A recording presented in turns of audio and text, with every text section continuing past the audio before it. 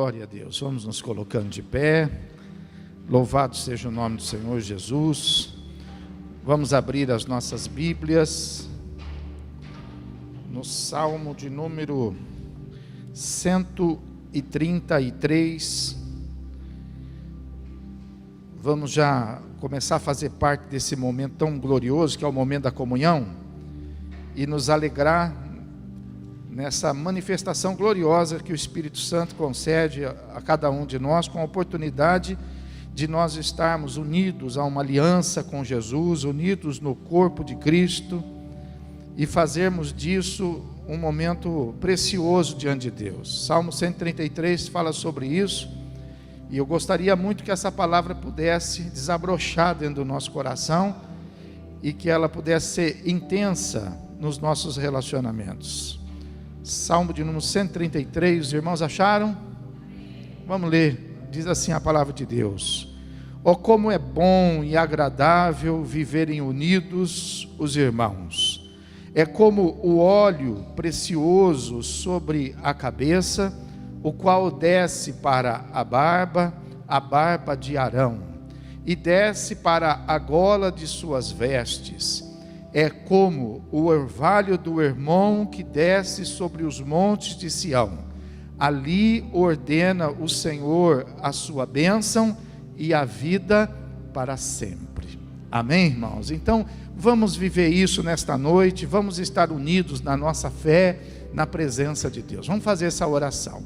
Precioso Deus, maravilhoso e poderoso Pai, nós queremos te agradecer por esta oportunidade tão maravilhosa de estarmos aqui reunidos na tua casa, diante, meu Deus, de algo tão precioso para as nossas vidas, que é a comunhão, Senhor, que é a ceia do Senhor, Pai.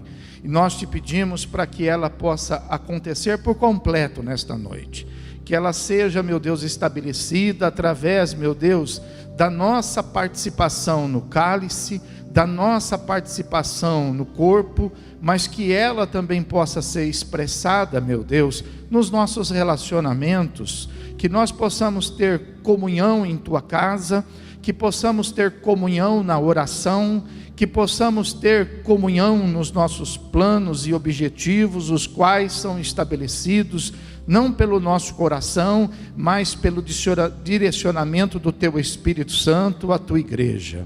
Que nós possamos estar todos no mesmo espírito, meu Deus, na mesma fé, no mesmo caminho, Senhor. Portanto, fala conosco nesta noite, receba-nos, meu Deus, diante de ti, com os nossos hinos, com a nossa adoração, com as nossas orações, pois assim, meu Deus, nós oramos, nós te pedimos e nós já te agradecemos, em nome do Senhor Jesus Cristo. E aquele que está feliz por estar na casa do Senhor, diga amém. Vamos adorar o nosso Deus com alegria, com louvores.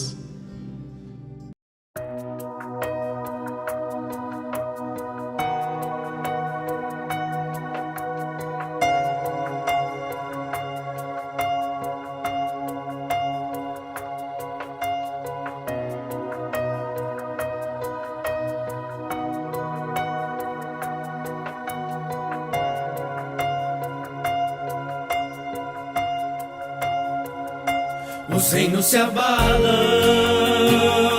os povos se curvam, as bocas se abrem, as mãos se levantam para dizer que tu és o rei, para dizer que tu és o Senhor. Os reinos se abalam, os povos se curvam, as bocas se abrem, as mãos se levantam para dizer que tu és o rei, para dizer que tu és o Senhor. Teu reino é sempre eterno, firmado em misericórdia, justiça, igualdade, bondade e fidelidade.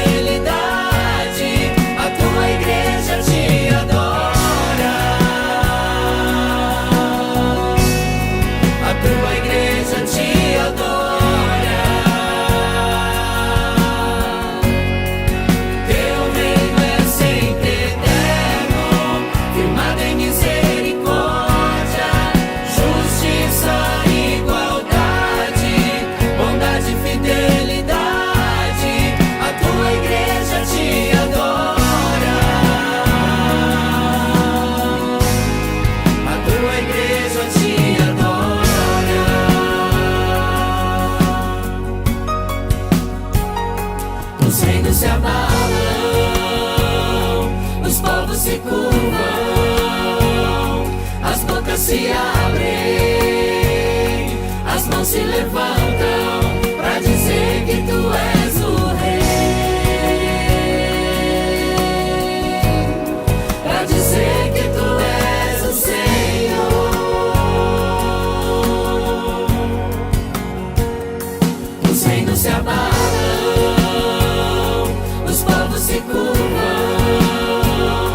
as bocas se abrem, as mãos se levantam pra dizer que tu és o Rei, pra dizer que tu és o Rei, pra dizer que tu és o Senhor, pra dizer que tu és o Rei, pra dizer que tu és o Rei, pra dizer que tu és o Senhor.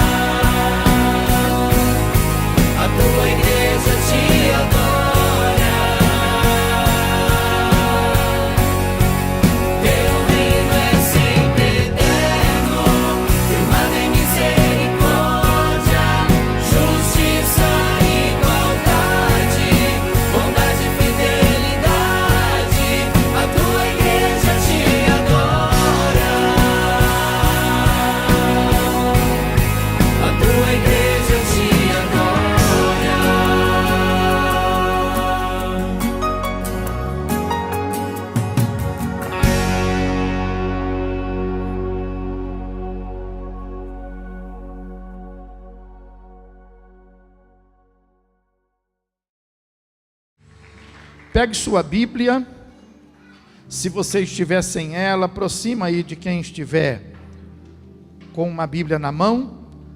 Nós vamos ler um versículo no Velho Testamento e depois nós vamos ler outros versículos do Novo Testamento. Então eu quero que você tenha toda a atenção na leitura que vamos fazer. Vamos abrir primeiro Êxodo, capítulo de número 23, versículo de número 15.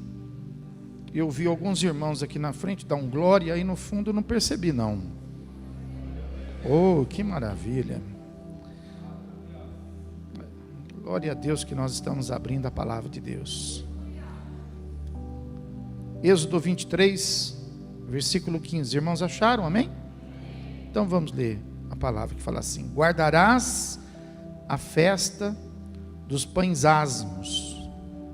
7 dias comerás pães asmos, como te ordenei, ao tempo apontado no mês de Abibe, porque nele saíste do Egito. Ninguém apareça de mãos vazias perante mim. Depois nós vamos lá para Mateus. Vai lá para Mateus agora, Novo Testamento, primeiro evangelho do Novo Testamento, Mateus, capítulo de número 26. Nós vamos ler o versículo de número 17, que diz assim: no primeiro dia da festa dos pães asmos, vieram os discípulos a Jesus e lhe perguntaram: onde queres que te façamos os preparativos para comeres a Páscoa? Versículo de número 26. Enquanto comiam, tomou Jesus um pão e, abençoando-o, o partiu e o deu aos seus discípulos, dizendo: tomai e comei, isto é o meu corpo. A seguir tomou um cálice, tendo dado graças, o deu aos seus discípulos, dizendo: bebei dele todos, porque isto é o meu sangue, o sangue da nova aliança, derramado em favor de muitos para a remissão de pecados. E digo-vos que, desta hora em diante, não beberei deste fruto da videira, até aquele dia em que o hei de beber novo convosco no reino de meu Pai. E tendo cantado um hino, saíram para o Monte das Oliveiras. Amém? Graças a Deus. Vamos nos assentar.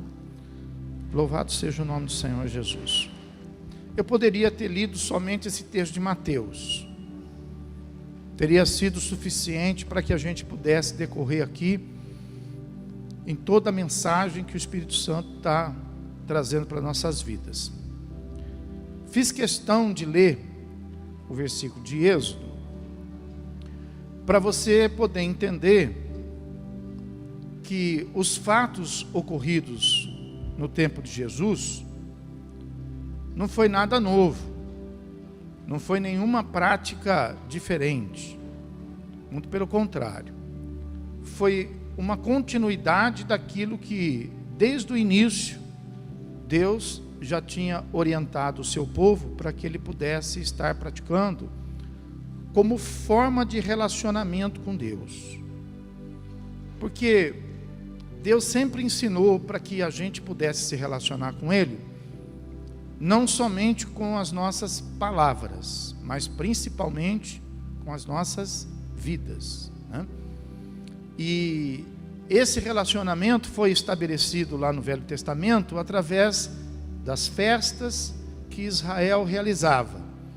Estas festas marcavam com evidência os momentos principais que eles tiveram de experiência com Deus dentro das suas necessidades e das suas realidades. Então, nunca foi uma fé incoerente, nunca foi.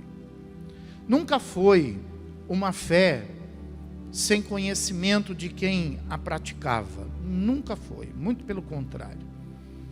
A fé em Deus é a única coisa mais legítima que nós temos em toda a terra.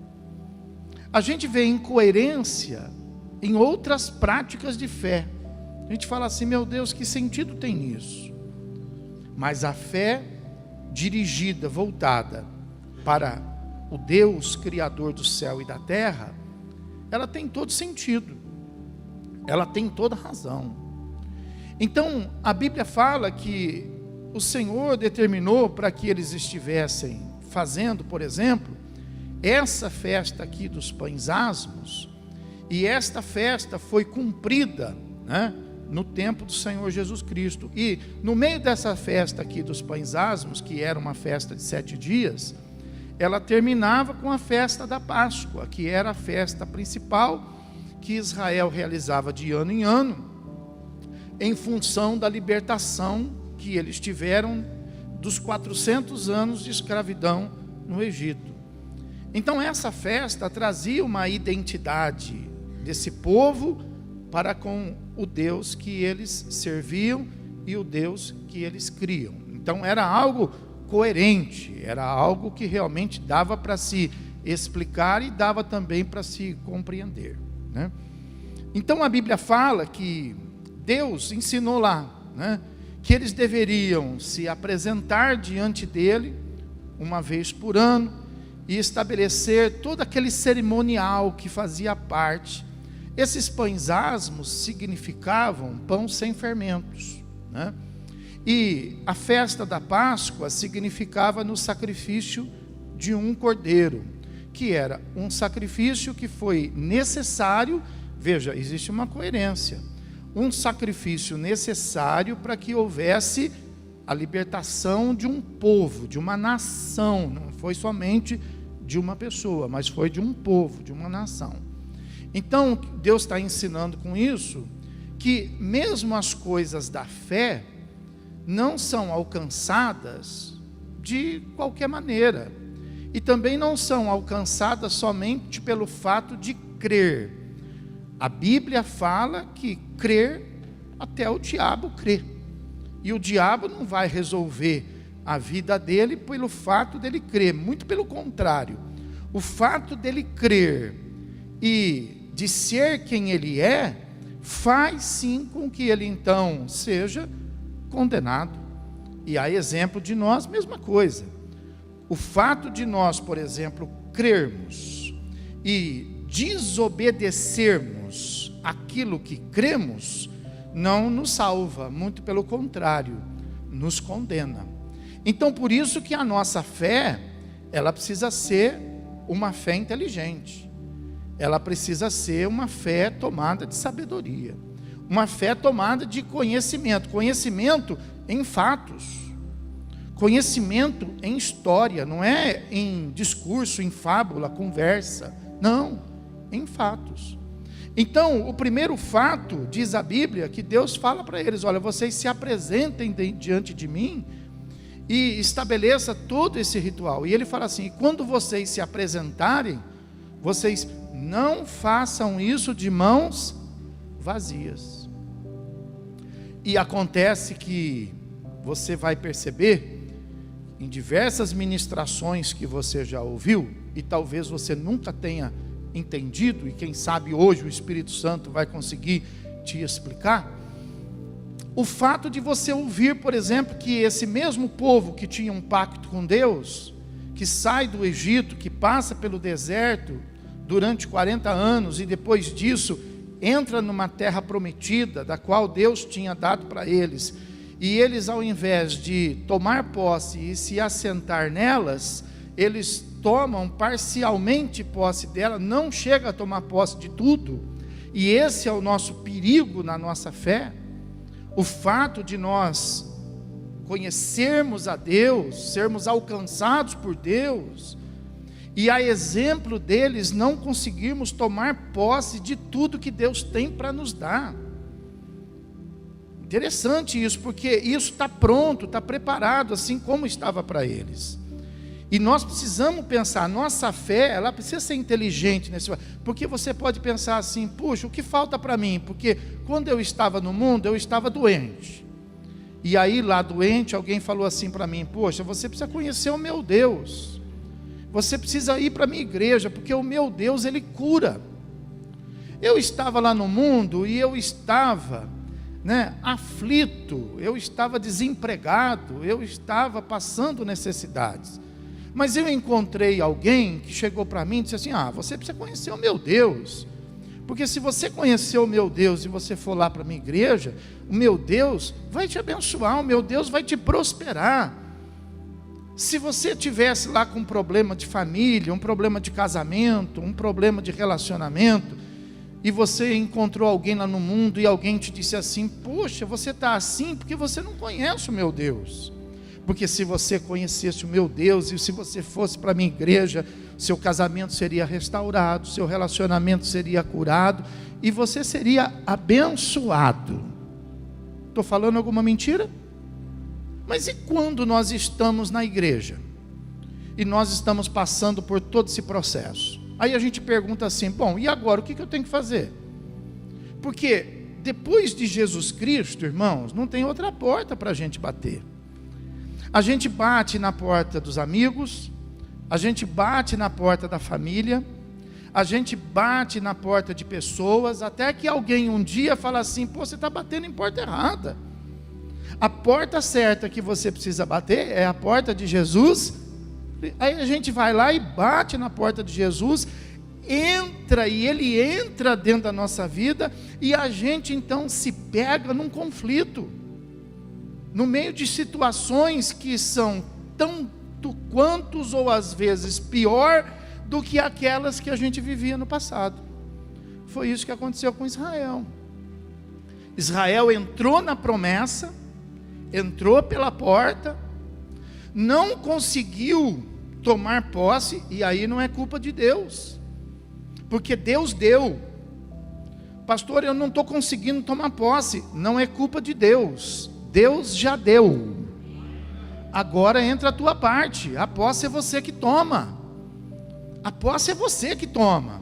Agora, falar porque talvez todos nós não venhamos tomar posse, falar que isso não é então verdade, aí nós estamos cometendo uma agressividade. Nós podemos não tomar posse, mas que é verdade, é verdade.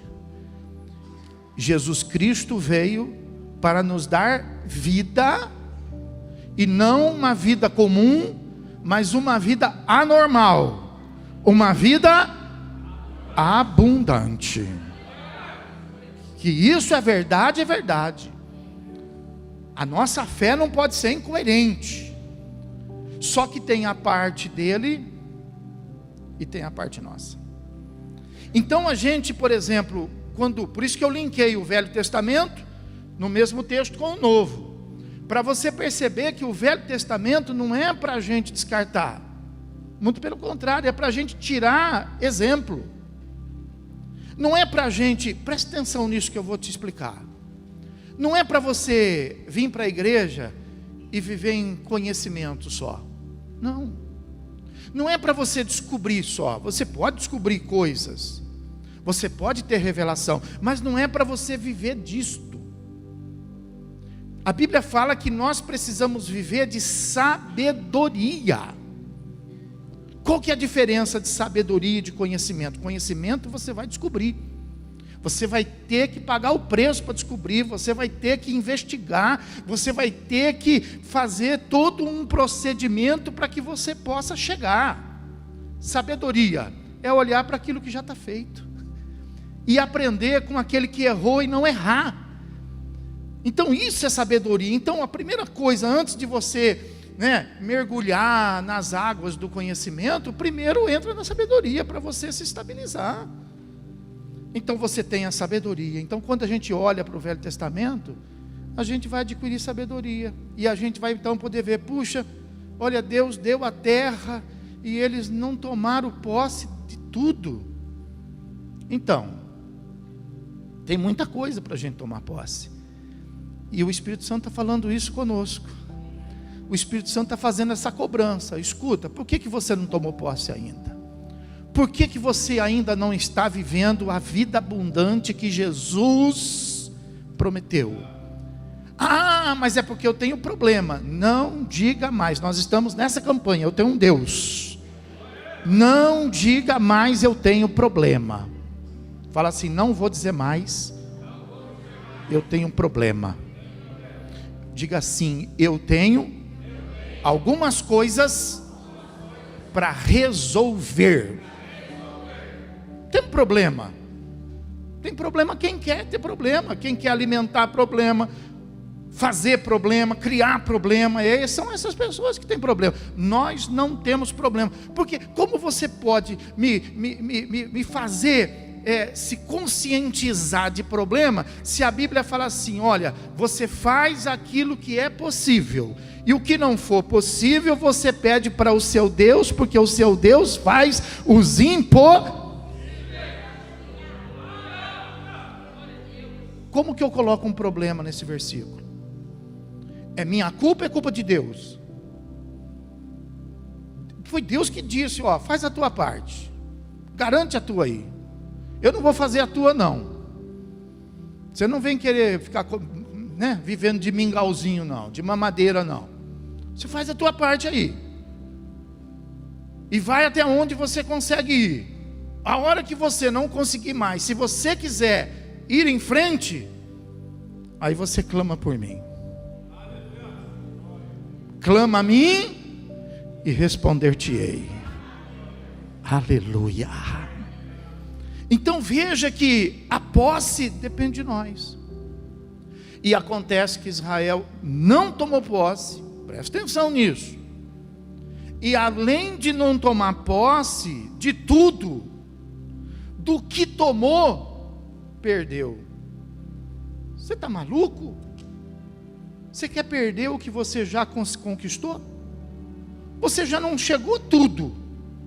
E você está colocando em risco aí aonde você já chegou. Olha para trás, veja de onde você veio, faça uma reflexão, e olha aonde você está, e ao invés de você colocar em risco aonde você chegou, muito pelo contrário, usa a tua fé com sabedoria, e faça aquilo que a palavra nos ensina. Erga a tua mão para o céu e diga, até aqui o Senhor tem me abençoado. Eu preciso ir para frente. Eu estou com o pé atolado, eu preciso desatolar. Eu estou impedido e não é por Deus. Deus já me liberou, Deus já me deu, Deus já me prometeu, é eu que estou aqui. Então, você sabe da história, você ouve nas mensagens, Israel foi para o exílio. Israel perdeu o que tinha conquistado e foi levado escravo para a Babilônia. E quando acabou a Babilônia, ao invés de ser liberto, muito pelo contrário, continuou sendo escravo de um povo chamado Medo e Persa. E quando terminou, ao invés de ser liberto, continuou sendo escravo de um povo grego. E quando terminou, continuou sendo escravo de um povo romano. Quando nasce Jesus. Quando nasce Jesus, Israel existia, mas tinha perdido tudo. Tinha perdido tudo. Israel dizia: eu tenho um Deus, mas eu não tenho nada. Quem sabe você esteja com esse discurso: eu tenho um Deus. Porque eu tenho um Deus, porque eu oro, porque eu tenho um Deus, eu vou na igreja, tenho um Deus. Mas o que você tem? Mostra o seu Deus para mim. Você não é religioso, você não usa crucifixo, você não tem cruz para mostrar, nós não usamos cruz. Você não tem o Jesus histórico para mostrar, você não tem um ídolo para mostrar. O que você mostra? Como que você mostra a sua fé? Como que você mostra? Então veja que é importante você ter essa reflexão. Você precisa conhecer o seu Senhor. Faça essa pergunta para você: você conhece o seu Senhor? Conhece de verdade? Você sabe compreender? Você sabe administrar o Deus que você serve, a quem nós não vemos? A segunda pergunta que eu faço para você nesta noite: você se acha crente? Você se acha crente? Vou fazer uma terceira pergunta para você: por que você se acha crente? Qual é o motivo? Aonde que você se apega para você dizer assim: não, eu sou crente, eu não sou religioso, não sou espírita, não sou budista, não sou islâmico? Porque essa gente, algumas delas mostram porque são, e nós a exemplo. Então, se eu perguntasse para você, fale para mim, como que você, baseado no que, fundamentado no que você chega à conclusão que hoje você é crente? Você precisa ter um motivo. Não adianta você estabelecer a sua fé em palavra. Não, eu sou porque sou. Não, isso é Deus. Deus que diante de uma pergunta disse assim: eu não tenho que explicar nada para ninguém. Você vai lá no Egito, você fala que quem está te mandando é aquele que é. Deus é que diz: eu sou. Nós não. Nós não. Nós não podemos dizer isso. Nós somos seres humanos. Então você tem que parar e pensar: puxa, será que eu sou crente mesmo? Mas se eu fosse provar que eu sou crente, onde que eu me apegaria? É porque eu uso terno? É porque eu uso gravata? É porque eu sou pastor e todo mundo na rua me chama: ô pastor? É porque os irmãos, quando me encontram, eles dizem assim: paz do Senhor? Então é por isso que eu me considero crente?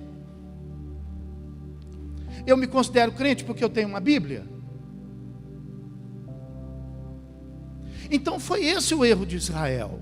Subiu na cabeça dele esse negócio de ser crente, esse negócio de ser judeu, sou judeu. Subiu na cabeça deles.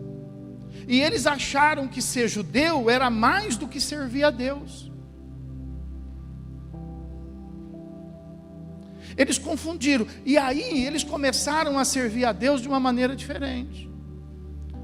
Ao invés deles aprenderem a serem servos de Deus, eles foram se inchando, e foram se achando Deus. E ao invés de terem uma fé que os impulsionasse, os arremetessem a servir, a estar a serviço de Deus, eles quiseram colocar Deus a serviço deles. Vinha o inimigo, o que eles faziam? Senhor, luta a nossa guerra. Ó o inimigo aí querendo nos invadir. Ó, essa terra o Senhor nos deu como promessa, eles querem tomar. Então Deus tinha que defender, Deus tinha que guardar, Deus tinha que alimentar. E parece que tem pessoas, por exemplo, que hoje tem o mesmo raciocínio. Deus tem que curar, Deus tem que alimentar, Deus tem que proteger. Não pode falhar, hein? Não pode falhar, hein? Mas aí vem a pergunta: como que nós estamos nos apresentando? E esse foi o erro de Israel. Israel guardou as festas. Veja que chegou na época de Jesus, no dia dos pães asmos, eles perguntaram para Jesus: Jesus, onde o Senhor quer que a gente prepare a festa? A festa, tudo é festa. Mas Deus havia falado para eles: vocês preparem a festa, mas não cheguem a mim de mãos. E eles começaram a servir Deus de mão vazia e dizer para Deus: enche minha mão, quero saúde, eu quero prosperidade, eu quero família, eu quero esposa, eu quero marido, eu quero filhos, eu quero isso, quero carro, quero casa na praia, eu quero. E quando chegava de novo na presença de Deus, de mãos vazias, e eu quero, e eu. Aí Deus fala assim: isso está errado, eles se esqueceram. Tadinho, né? Se esqueceram. Aí Deus fala assim: eu vou avisar eles do perigo. Eu vou avisar eles que eles estão fazendo errado. Aí Deus usa o profeta Isaías. Abre lá, profeta Isaías, capítulo 1. Então você entende o exílio? Por que eles perderam o que eles tinham? Porque eles se incharam e eles colocaram Deus abaixo deles. Eles eram mais importantes do que Deus. Então Isaías capítulo 1, olha o que fala o profeta debaixo da autoridade de Deus. O profeta fala assim, ó: para toda a nação, o boi conhece o seu possuidor, o jumento conhece o dono da sua manjedoura, mas Israel não tem conhecimento, o meu povo não. Israel já não se lembrava mais de quem era. Israel já não se lembrava mais como fazer. Você se lembra de quem você é? Ah, quem eu sou? Eu sou o Simeone. Mas que Simeone? Ah, o marido da Cidinha. Ah, o Fausto. Quem é o Fausto? Ah, é filho de Simeone. E quem você é? Você é marido de quem? Esposa de quem? Isso devia ficar em terceiro plano. Nós devíamos ser conhecidos nesse mundo como servos do Deus Altíssimo.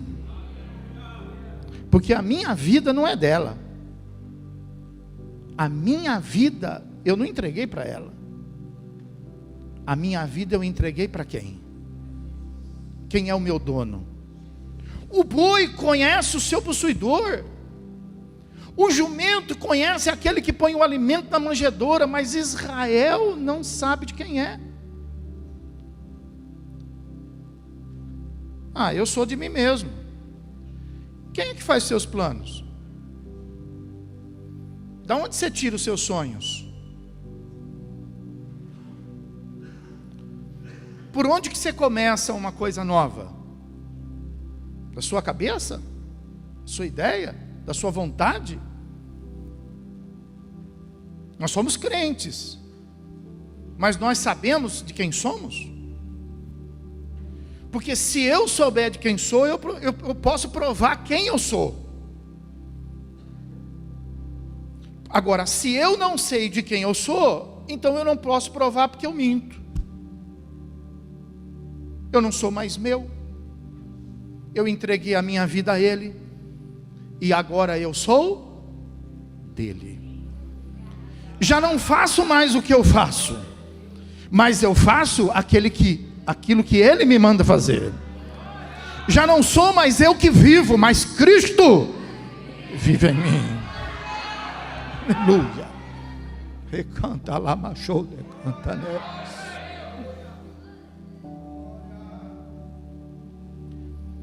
Então, veja bem, por que deu errado? Porque Israel se perdeu no meio do caminho, deixou o Criador. E como judeu, eu faço. Tive uma ideia, tem um plano. Não, eu vou fazer. Não, mas eu vou fazer, estou com vontade de fazer. Então a Bíblia fala que a situação de Israel, por causa disso, quando Israel se apresentava diante de Deus, olha o versículo de número 12, fala assim: quando vindes para comparecer perante mim, quem vos requereu o só pisar nos meus átrios? Quem te disse isso? Que você só deve vir diante de mim? E o fato de você pisar nos meus átrios faz com que você seja meu. Como que você, Israel, pensa, pode imaginar que o fato de você dar uma passeadinha na minha presença, você lá fora, você pode atribuir a minha responsabilidade da sua vida?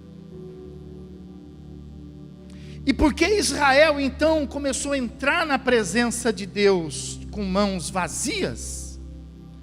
Então Israel foi perdendo tudo que tinha e deixou de conquistar tudo o que Deus tinha prometido. Gostaria que você perguntasse para alguém que está do seu lado, falasse assim: você sabe até aonde você pode chegar? Fala aí.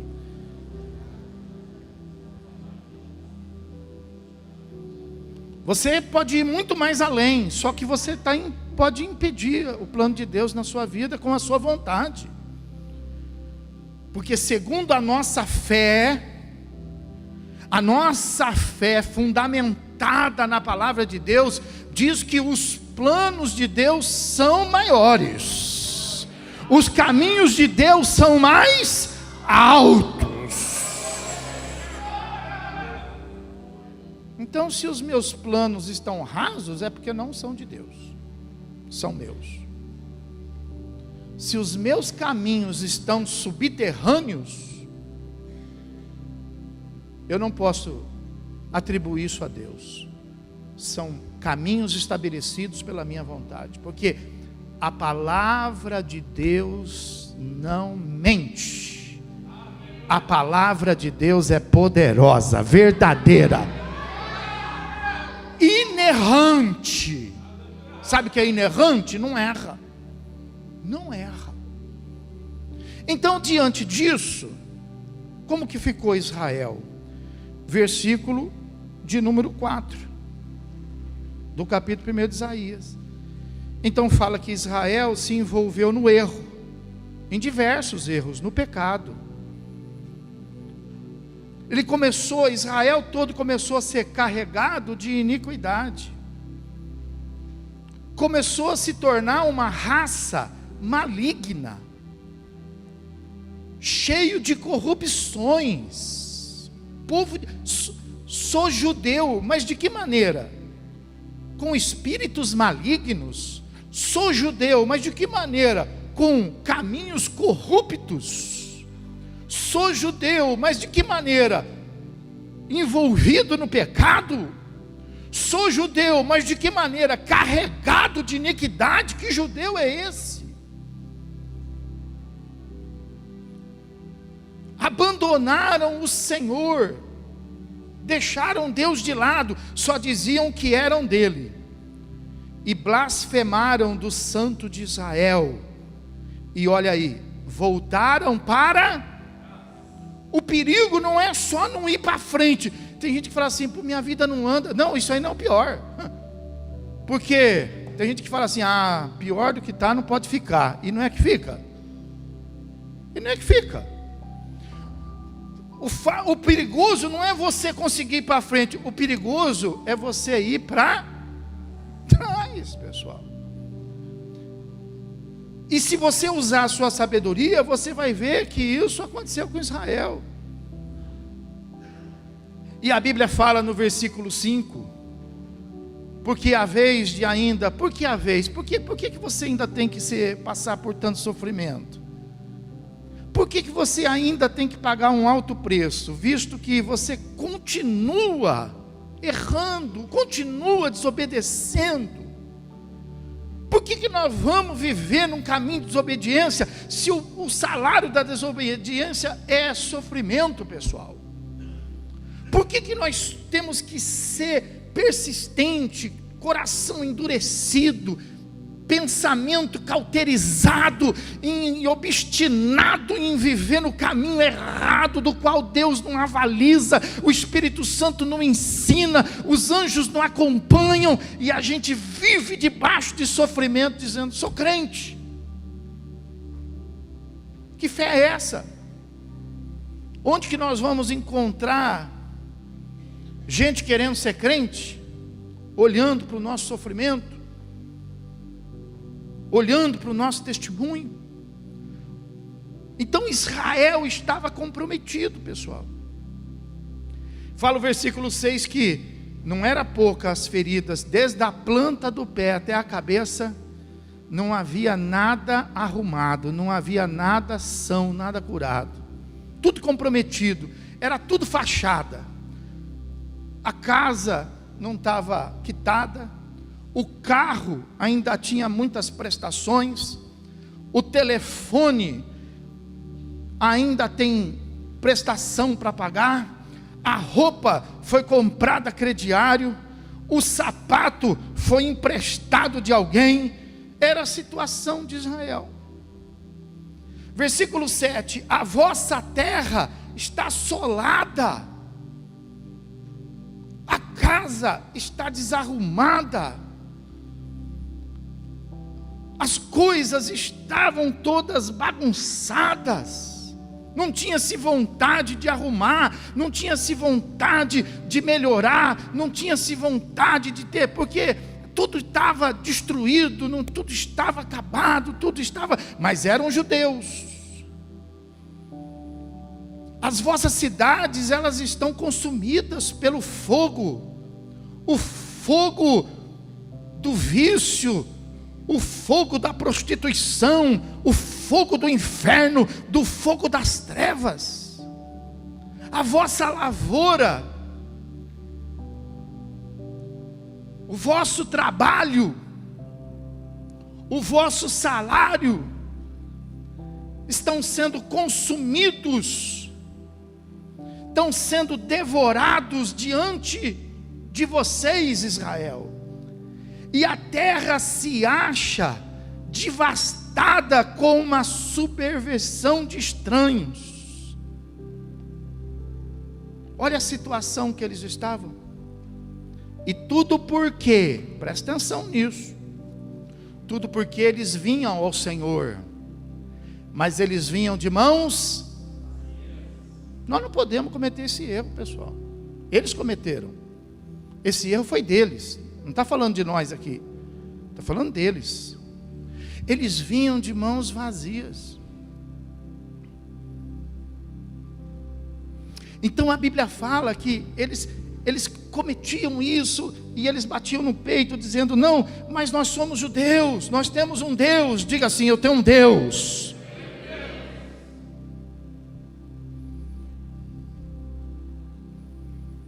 E aí Deus fala para ele: olha, versículo de número 13, não continua trazendo essas ofertas vãs, não continua trazendo o incenso para mim em forma de abominação. E também, eu não estou preocupado com a festa da lua nova, com os sábados. Eu não estou preocupado com a convocação das congregações. Eu não estou preocupado com essas coisas. O que eu estou preocupado é em ter que suportar a iniquidade associada ao ajuntamento solene. O que eu estou preocupado é a iniquidade associada com a santidade. É isso que me irrita, Deus falou. É isso que me irrita. O que me irrita é olhar para vocês, Deus falando para eles, e ver vocês com essa cara de santo, sendo que vocês estão.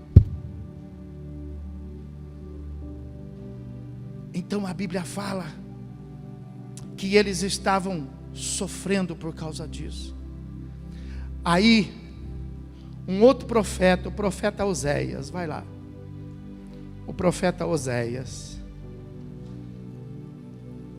O profeta Oséias, Deus levanta o profeta Oséias para ele ir em todo Israel, para ele falar de um por um, de casa em casa, de pessoa em pessoa. Deus, hein? Deus fazendo isso. Deus dizia assim para eles, Oséias capítulo 14: volta, ó Israel, para o Senhor teu Deus. Volta Israel. Eu li isso, fiquei imaginando, falei: não, eu acho que eu estou maluco.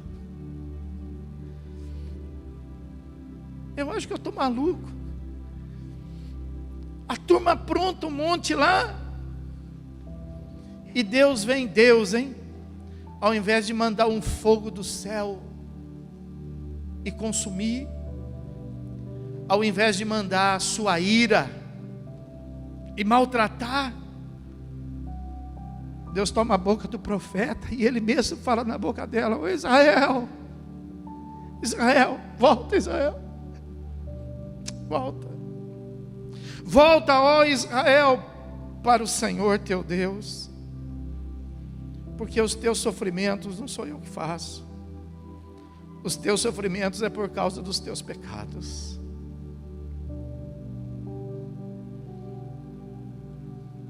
E o Espírito Santo está falando isso para a gente hoje. Volta para Deus. Volta com força para Deus.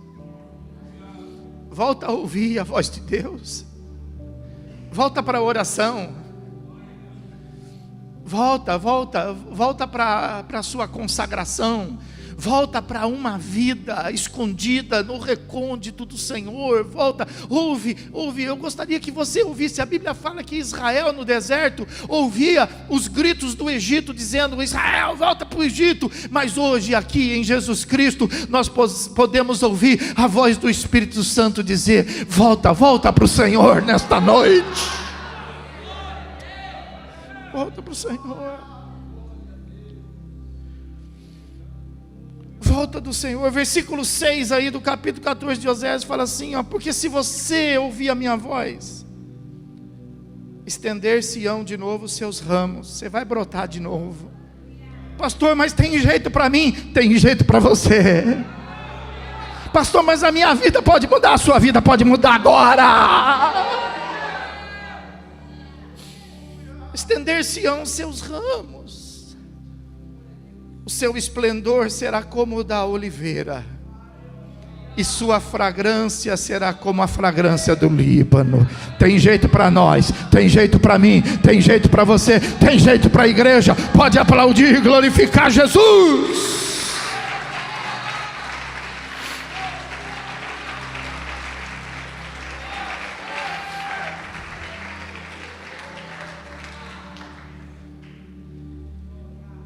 E aí vem os meninos,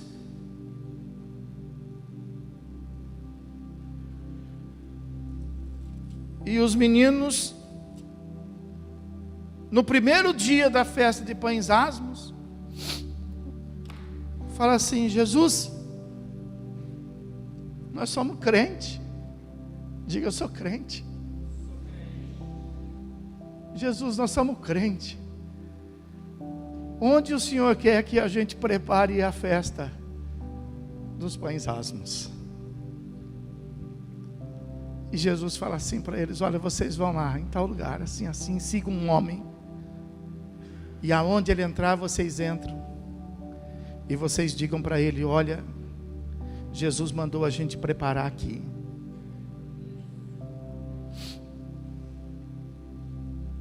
E eles foram. E eles prepararam.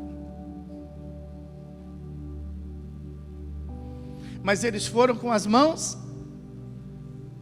vazias. Eles pegaram emprestado. Eles não tinham lugar. Eles não tinham uma mesa. Eles não tinham nada para colocar em cima da mesa. Eles pegaram o lugar emprestado. Eles pegaram a mesa emprestada.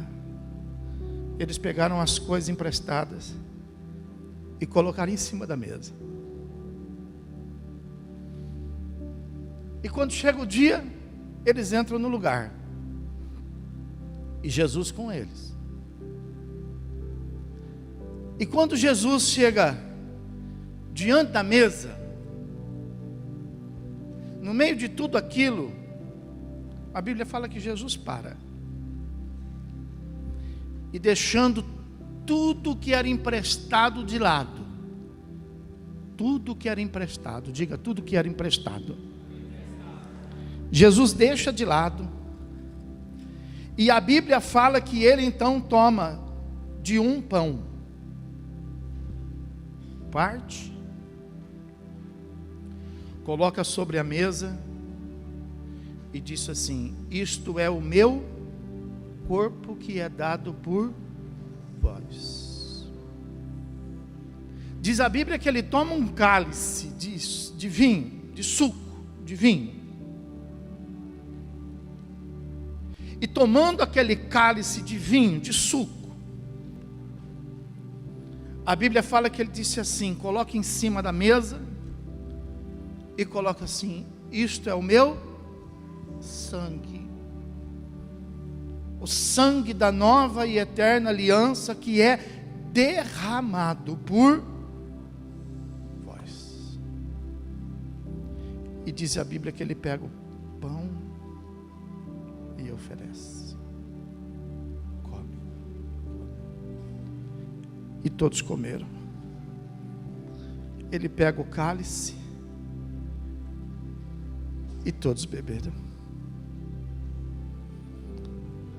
Jesus não veio à mesa com as mãos vazias. Ele não colocou nada sobre a mesa, senão ele disse: isso é o meu, eu coloco o meu sangue.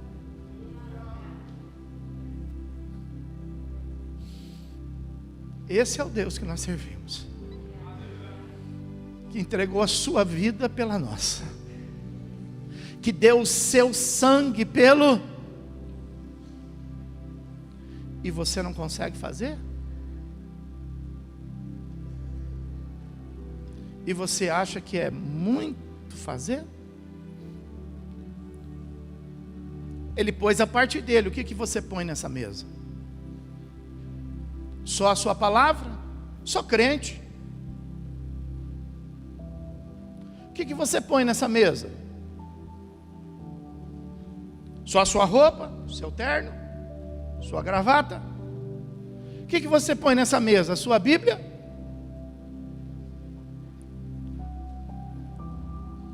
O mesmo que Deus disse para Israel, Jesus fala para nós: filho meu, dá-me o teu Corá. É isso que Ele quer. Filho meu, entrega a sua vida. Que é palavra?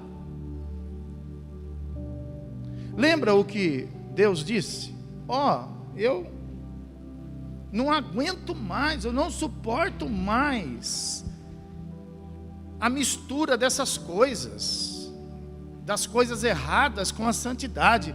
Jesus está dizendo isso para nós. Escuta, olha, eu não estou brincando não, eu estou colocando aqui o meu corpo, eu estou colocando aqui o meu sangue. O que você coloca?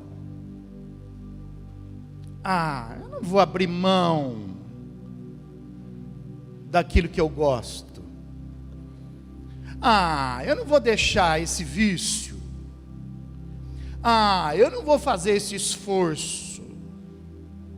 Então você não entra com nada? Ou você acha que isso é muito? O exemplo de Cristo é o suficiente para nós. Então você precisa se esforçar. Pedro disse assim: o Senhor não vai beber esse cálice, eu bebo pelo Senhor. Jesus disse para ele: para trás de mim, Satanás. Nós não precisamos beber o cálice que ele bebeu, não temos essa capacidade. Mas nem o nosso a gente quer beber, nem o seu você vai tomar. Nem a cada mês você não vai dar um gole. A cada mês você ter uma conquista, a cada mês você se limpar, você se purificar, você conquistar a libertação, você conquistar a cura. Nada. Você não vai fazer a tua parte, você não vai vir à igreja, você não vai orar, você não vai fazer um jejum, você só vai bater no peito e dizer: sou judeu.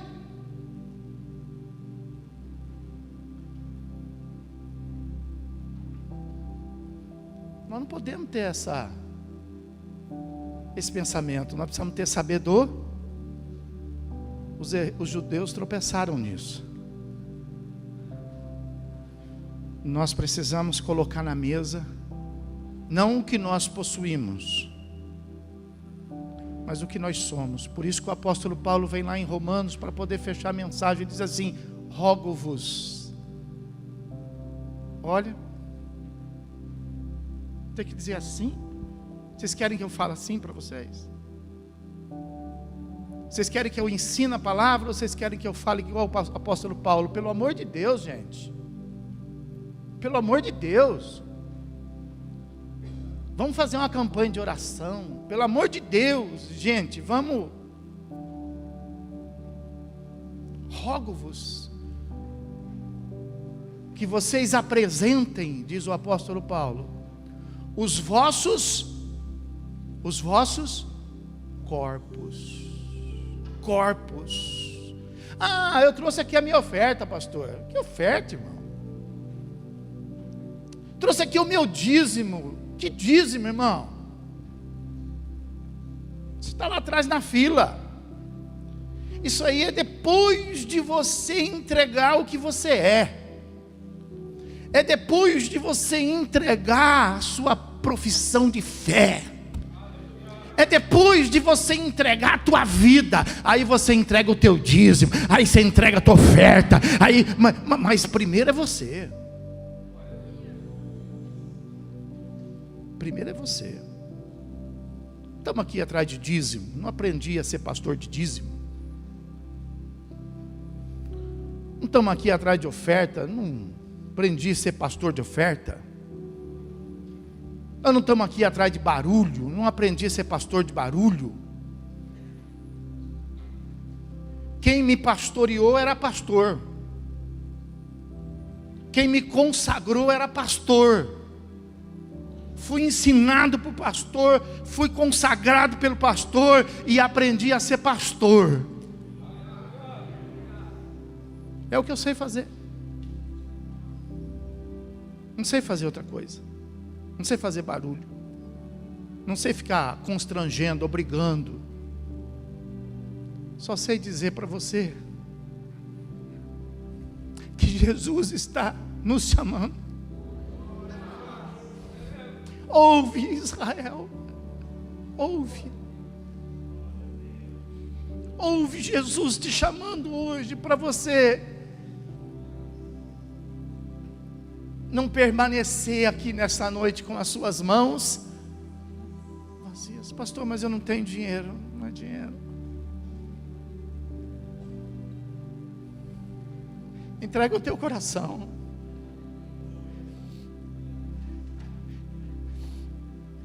Entrega a tua vida. Entrega a tua, sabe, o teu empenho. Se empenha, se esforça, seja mais consagrado. Seja mais atencioso, seja mais educado.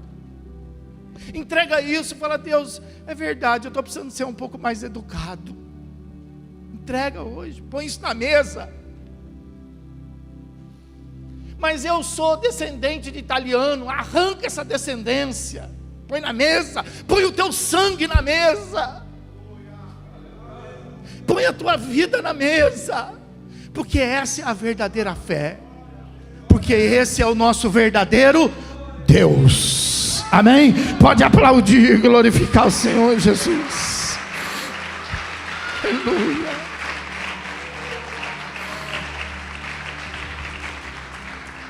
Vamos ficar de pé, vamos ficar de pé, aleluia. Louvado e bendito seja o nome do Senhor. Louvado e bendito seja o nome do Senhor. Feche teus olhos. Feche os teus olhos. Aleluia. E com os seus olhos fechados, se você me ouvir de novo ler esse versículo, dizendo assim: volta, volta, ó Israel, para mim, porque eu sou o teu Deus. O que te faz lembrar? O que Deus está falando isso para nós? Por que Deus está falando isso para mim? Pergunta aí no seu coração: por que Deus está falando isso para mim? Para mim voltar no quê? O que foi que eu deixei de fazer? O que foi que eu deixei de praticar? Por que o Senhor está falando isso para mim, meu Deus?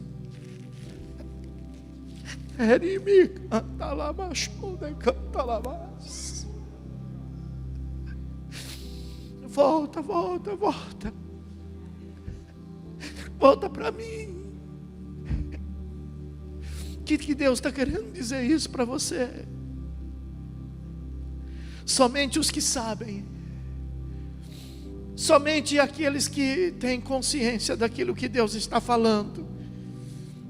Eu sei, pastor, o que Deus está dizendo para mim, eu sei o que Ele está querendo dizer. Saia do teu lugar e venha trazer a tua vida. Venha trazer a tua vida no altar. Venha trazer a tua vida no altar. Somente os que sabem. Somente os que sabem. Somente os que sabem. Venha, venha, venha. E essa é a rica oportunidade que você tem de colocar a sua vida sobre ela. E responder a Jesus com uma verdadeira fé. Com uma verdadeira entrega. Volta, volta.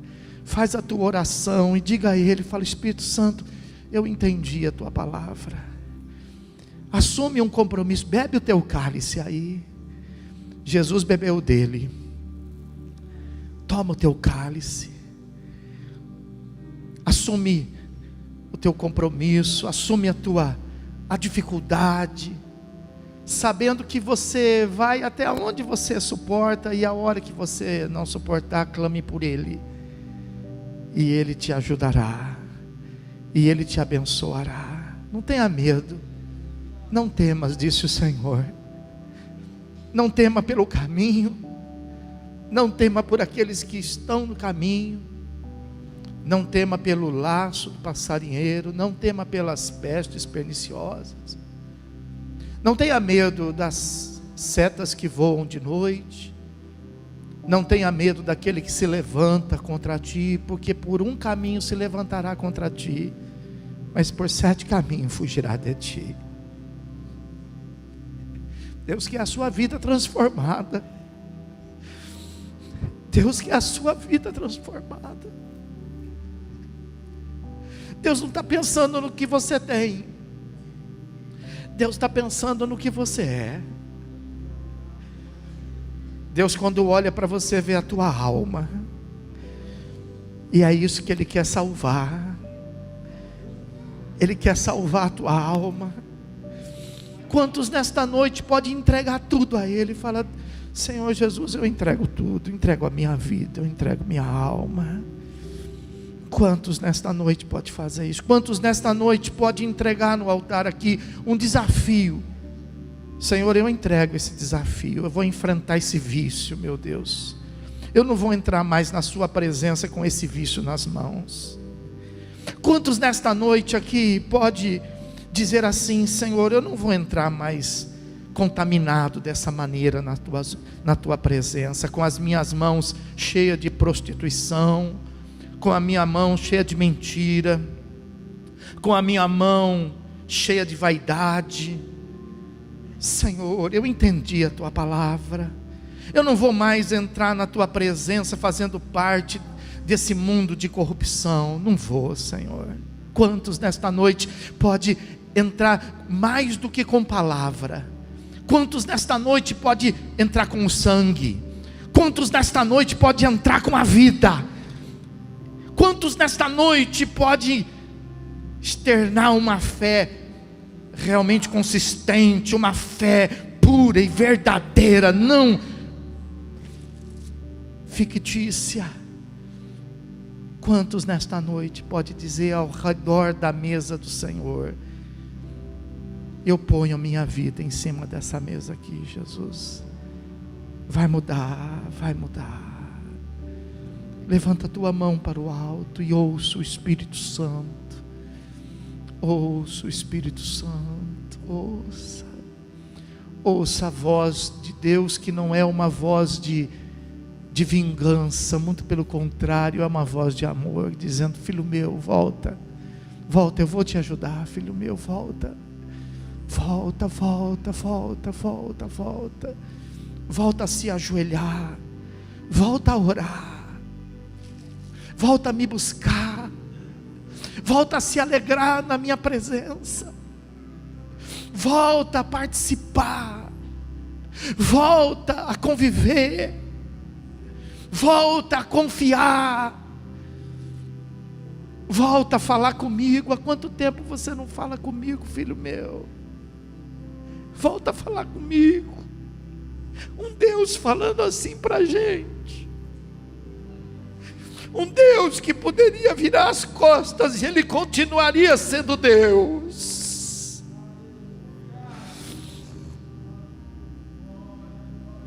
Põe a mão no seu coração e responda à altura para Ele. Responda com o teu amor, responda com a tua simplicidade, responda com os teus sentimentos, responda com a tua fé. Responda para Deus, responda.